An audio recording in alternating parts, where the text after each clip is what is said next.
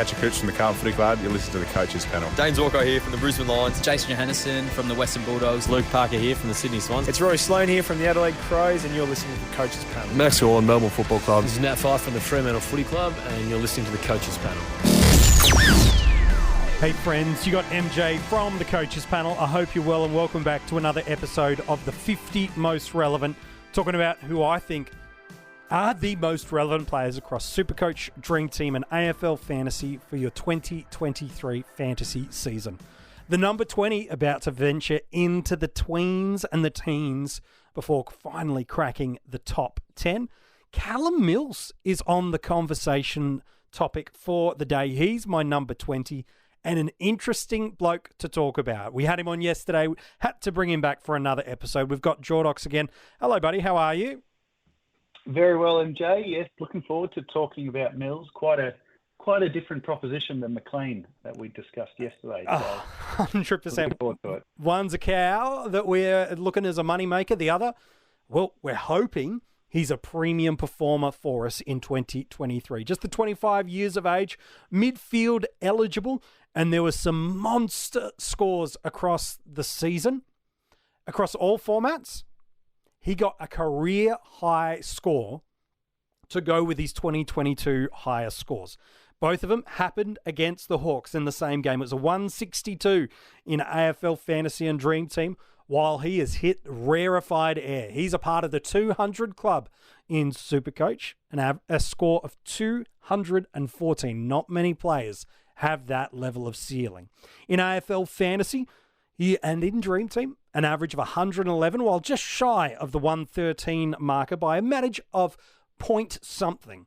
So he's right up there in our top end of scoring. In SuperCoach, he's going to set you back at a price point of $642,400, just a touch over $980,000, and he's one of a handful of players in Dream Team that has hit the $1 million price tag. And now for years, it's finally happened, Jordox. If you've been playing fantasy footy for a long time, we were waiting for the midfield move for Mills, the midfield move. It hit in 2021. It re-established itself in 2022, and there were big portions of the year last year that if you didn't own Callum Mills, you were kicking yourself because he's got the scoring capacity that's as good as anyone in the game. Yes, he does. And there was even a hint of it coming in 2020 as well, before that huge breakout in 21. He's one of the more interesting players, MJ, I find, in fantasy, in that very top echelon. You know, like you said, million-dollar man, depending on the format you play. And there are more guys in the $1 million bracket. Blame inflation for that. But in the top echelon, he's so interesting. And for a number of reasons that we all waited for this, we all hoped. In fact, a lot of us were waiting for Heaney, and we got sick of waiting, so it was Mills. And he's delivered a couple of absolute bombastic seasons of fantasy scoring, and doing it in quite a unique way in terms of his score build, in that, you might go into more detail on his 2022 season. You mentioned some of those big scores. But across the season, he actually only accumulated 30 or more disposals twice. Yeah. And yet we are talking about, where did he land? Top 3, top 4 in AF and DT for the season.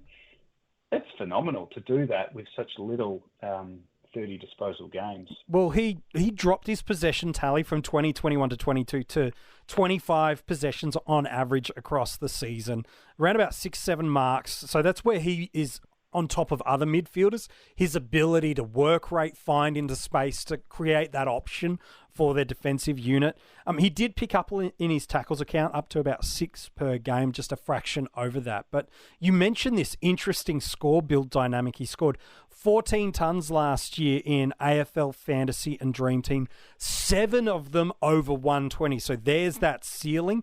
And then some monsters in there as well. A 156 against Essendon in round 9. It should have come as no surprise. They tag him and he gets basically a third of that score 6 weeks later in round 16. And then he had that career high score in round 6 against the Hawks, that 162. Just the 3 scores below 80, and in the format of Dream Team and Fantasy, he ranked second in the format for total points. He was just 30 points shallow of being the number 1 point scorer last year and ranked 4th for averages. While over in SuperCoach, 15 tons across the year. 9 of them over 120. So that's highlighting that really nice ceiling for us. And then I could tell you all these 130s and 140s, but he's got 2 over 150 as well. So there's like 139, 130, 147, 138. Twice he delivered. But that 167 against Essendon, and then that game changer against the Hawks, 214. This is what Jordox was alluding to before, that he's, for a guy that really doesn't win that much of the ball, he still finds a way to score. But when he puts it all together, this is where the monster comes, because in that game against the Hawks, 37 possessions, 11 marks, 5 tackles, and a goal. Now, he picked up a handful of frees for in this, but this is the capacity of what he can be, is when it all clicks together, he goes a level that almost no other premium midfielder can attain. That's how good his scoring is. In SuperCoach, 4th for total points and 5th for averages. And I think what's really important about it, Jordox, is he did this off no preseason because he had that Achilles injury. That's right. That's the scary part, is that 2 of the 3, probably 2 of his worst scores for the season did come in the opening 3 rounds of the season. And that's what made jumping on him such a brilliant move by coaches that did, because he had dropped his price. Obviously, he dropped a bit, and those who pounced on the Hawthorn game were absolutely laughing. If he can head into this season with a full preseason, the way he sort of slowly burnt into the season, we could see a more sudden and abrupt scoring output from him. Yeah, we could. Look, this really does reinforce the breakout season we saw in 2021, where he was defender eligible, 18 matches that year, 13 AFL Fantasy and Dream Team tons, including 3 scores, 130 plus. We're seeing a 152 and a 142, and just the 2 sub-90 scores all year. In SuperCoach, that same thing, another 110 plus average across the formats. He was the 14th best midfielder in the game in 21. 7 scores, 120 plus, 14 scores of 100 plus, and an 11 week of consecutive tons between rounds 6 to 17. So we've got now 2 seasons of unquestionable data that he is a 110 midfielder. And yet there's these big question marks that exist around Callum Mills. And the way I know that isn't just listening to the narrative coming out of the footy community and other fantasy content creators like us, but you look at the ownership percentage where he is under 10% across the formats. No one else really around the range where he is has that level of low ownership across formats. And so there's some hesitancy there, isn't there, Jordox, to spend so much money on a guy that people do have 1 or 2 valid concerns about. They do, and we'll discuss them in length here, but that's almost the appeal, isn't it? The fact that not many people do have him and are a little bit scared by, what we'll talk about shortly around his role and how flexible he is within that Sydney squad, and that he can be moved around the ground. But the low percentage, it's both exciting in the thought of how unique it could be, but then also, what am I missing, or what have I got to be? Why are the others more trustworthy, like an Oliver or a Steele? Like, why are people doing that? So that's what I'd be thinking. Yeah, no. But I think we'll talk about some of the things I think now. Well, I think that's the point, isn't it? Is when you're spending this amount a month of as much of a salary cap on a person. There's 2 things. One, you're putting significant outlay, so you want to do it in a place where you've got 0 concerns. You don't want to be looking at a guy at this price point where, as you said, in Dream Team, he's $1 million man. In AFL Fantasy, he's not far off it, and in SuperCoach, he's in the top handful of priced players. If you're spending that much bang, you want to see a really good return. And one, you want to make sure you've got no positional volatility in your mind, but also, two, that it's a VCC option most weeks. What we did see last year is John Longmire moving him around a little bit, not just from centre bounce to wing, but we did see in a couple of games, not a heap, a couple of games where he would be thrown down back to try to either stop the momentum of an opposition side late in quarters or to ice a game and take it beyond out and become a spare. Now, the first time we probably saw that was round 18 against the Dockers. That game he still scored a 132 against them in AFL Fantasy and Dream Team and 116 in Supercoach. So it's hardly a poor score. That tag game against Essendon, where he had an absolute shocker, should have come as no surprise after he completely annihilated them 6 weeks before. So sometimes recent history, as much as the fantasy community sit and go, I destroyed him last time, he'll do it again. Opposition teams' analysis sees that too and go, we're going to make sure that doesn't happen again. But here's the interesting thing. Sydney, for the first portion of the year, ran a really tight midfield.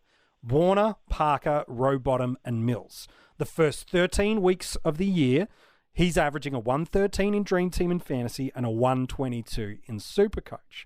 However, Ryan, round 15 goes on and we start to see his CBO rotation really of that big four take the biggest split. Where he was previously in the 60s and 70s regularly, he starts to hit into the 50s and the 40s regularly. Rowbottom's the other that starts to see a little bit of volatility, but he also had that at the start of the year. So I think we could mainly pin it to Mills.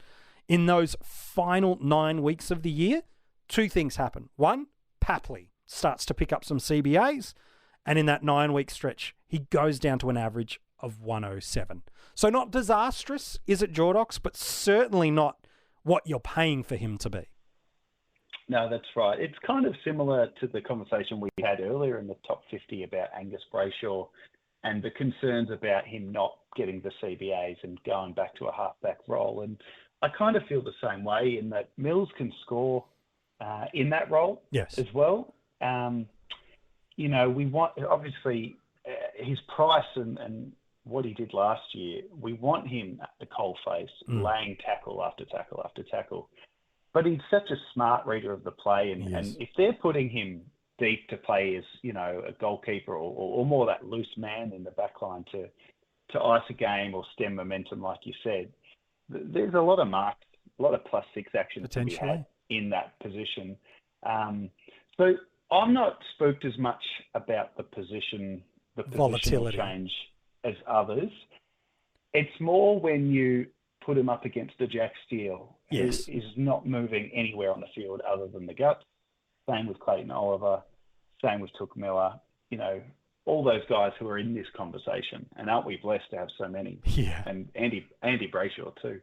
Yeah. Look, but with Mills, he'll score wherever he goes. My concern about putting that amount of money on someone is, he's got this ceiling that is unlike pretty much anyone else. Yeah. But then his basement, as we've seen, so looking at Dream Team Fantasy as an example, he's gone sub 90. I think it was 1, 2, 3. Yeah, it's about half a dozen times.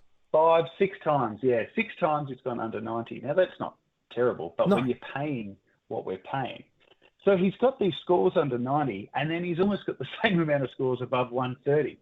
So he's really the up and down guy, perfect vice candidate. I'd be a little bit nervous making him captain, just because I know he can have one of those weeks and just score an 85. Yeah, no, it's true. And part of that is confirmed when we look at that Essendon game where he gives you a 54 in Dream Team and Fantasy and 85 in Supercoach.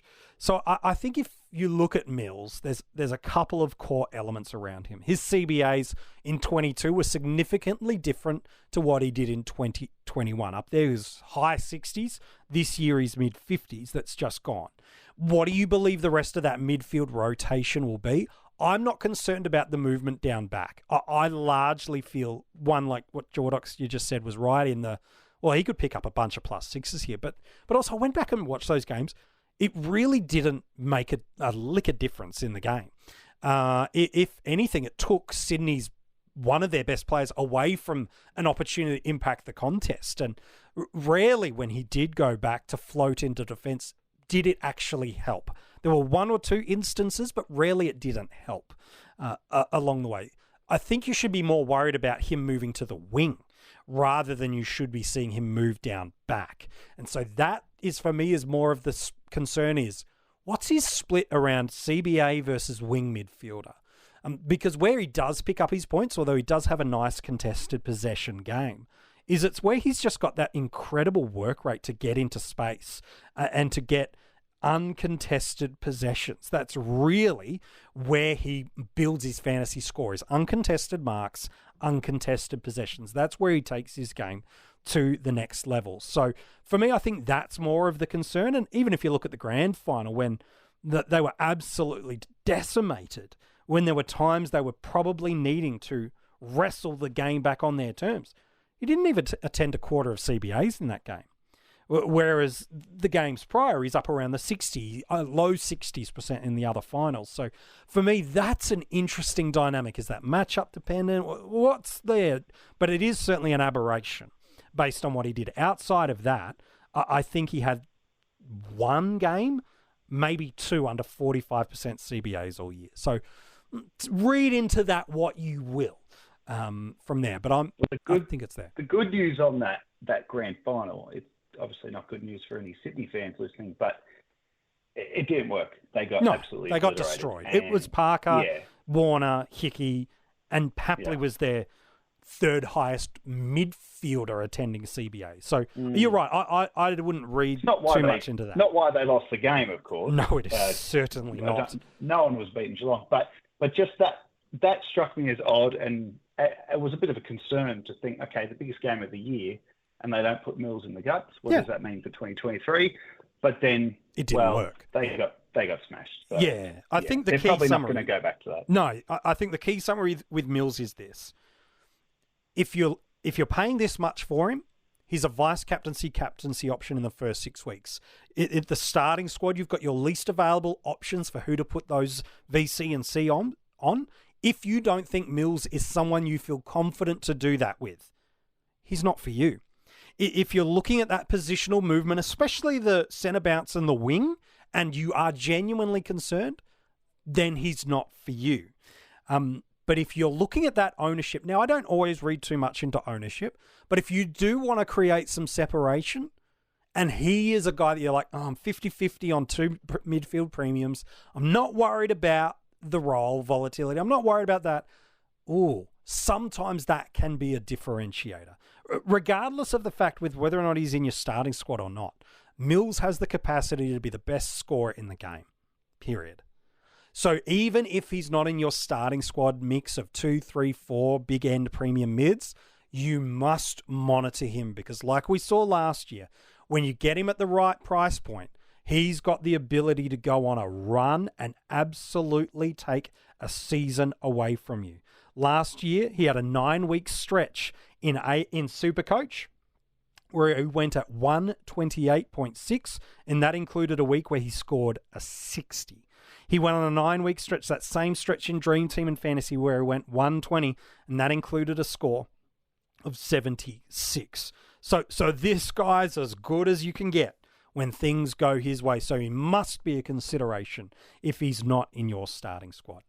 Let's talk draft and what he does and where he goes.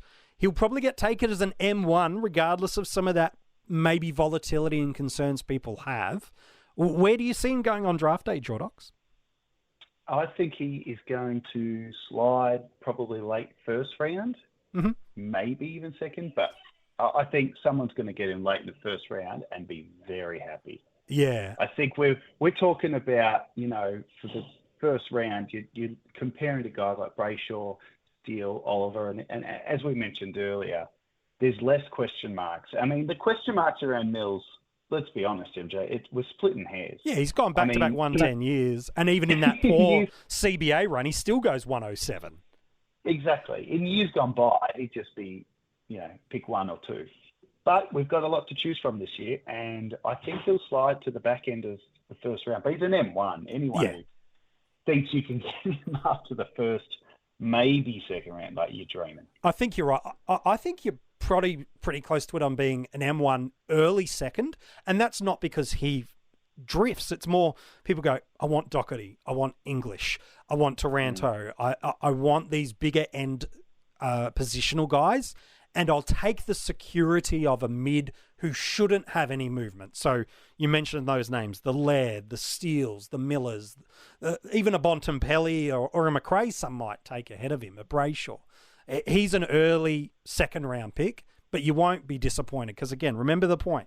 He had a 120-plus scoring run for 9 weeks last year. And his worst stretch when he started to get minimal CBAs was a 107. So for a guy you're paying just a touch over 110 across the formats in salary caps and in drafts, his downside is a 105. His upside is 120 and the best mid in the game. So you really can't lose out on a guy with Mills. If he goes to second round and you get him, you've done very well. Yeah, and I think that's where he goes too. Not because of anything he's doing wrong, more that people want to build around something else and not get a miss the other line. in those other elements, which is good. Hey, Jordox, love your work today as we've talked about Callum Mills. Pleasure, mate. Good fun. If you want to go read the article, there's all the details online now at coachespanel.tv. Over 30 articles have been released throughout the month of January. You can go and check that out, as well as listen back to all the other podcasts that we have revealed so far. If you want to join our Patreon supporter group for just a couple of bucks a month, you can pick up exclusive content, hidden groups, and even get these podcasts and some other podcasts, including our Keeper tier rankings. You can get those as well if you join our breakout or premium tier level supporters. All the details to become a Patreon you can find at coachespanel.tv. So today we talked about a premium that was so good last year that people are a little bit scared of this year. Tomorrow, similar vein. One of the best premiums in his line last year. He was a season-defining pick. But people are really scared off this guy. And is it valid that the narrative they tell themselves? Or are they sleeping on a guy that's already shown he can be the top of his line? Who am I talking about at number 19? You'll find out tomorrow in the 50 Most Relevant.